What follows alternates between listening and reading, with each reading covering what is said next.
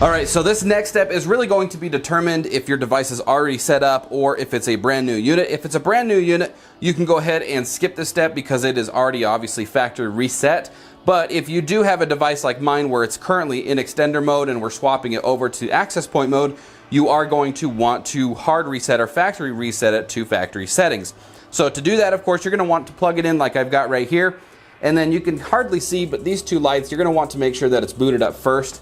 And then on the left-hand side of the device, you're going to want to press and hold the little reset pin right in here. And I have found that the ejection pin or the ejection tool for like a SIM card on a phone is a perfect size to get the job done. So what we're actually going to do is we're going to press and hold the reset switch on the left-hand side. And you'll notice the power light went orange, and we're going to hold it until it starts to blink. Once it starts to blink like that, you can go ahead and release it. And what that's going to do, it's going to start the process of putting it in a factory reset mode to where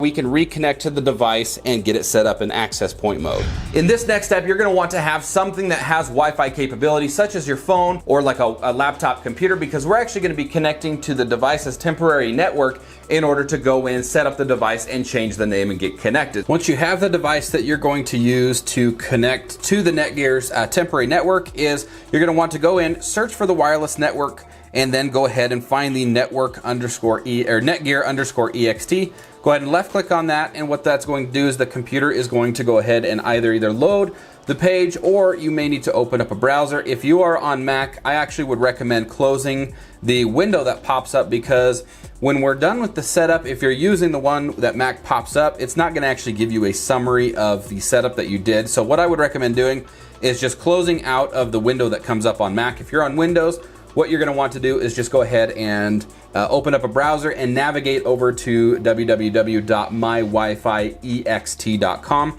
Same thing if you're on mobile, just go ahead and open up a new browser and navigate to that website. So I'm going to go ahead and do that now. And in this case, we're going to go ahead and navigate to www.mywifi.ext.com. So you can see, if I can type correctly, ext.com, and you can see that in there. Go ahead and hit enter. And it's going to take you to the new page of where you're going to want to choose new extender setup. And then from here, you are going to want to fill out the create an account option, because with this information, you will need it later on if you want to log into the device to go ahead and change settings. Once you have that all filled out, go ahead and click on next, and it's going to forward you over to the next page where you're going to want to either choose Wi-Fi range extender or access point. Again, in today's demonstration, we are going to be choosing access point. So what you're going to want to do is actually have an Ethernet cable plugged into the device from a router or a switch or a modem, something along those lines, and physically run a cable to it in order to create this network. So I'm gonna go ahead and plug that cable in. And once you've got that plugged in, go ahead and choose access point. And right now it's gonna say looking for an internet connection, and it's gonna take a moment to go through depending on the speed of your internet as well as the hardware. And you can see that for a brief moment, it did apply some settings, but now you can see it took us to a new page that says enter a network name and security settings for your access point network. So the EX3700 model can support a 2.4 and a 5 gigahertz network. So what we're going to do is, for today's demonstration, I'm just going to go ahead and do demo 2.4 to indicate the 2.4 gigahertz, and then demo 5 for the 5 gigahertz network. And then what we're going to do is we're going to go ahead and choose a security option for the password for these networks. If you drop down the box, you've got the options to do none, WEP, WPA2,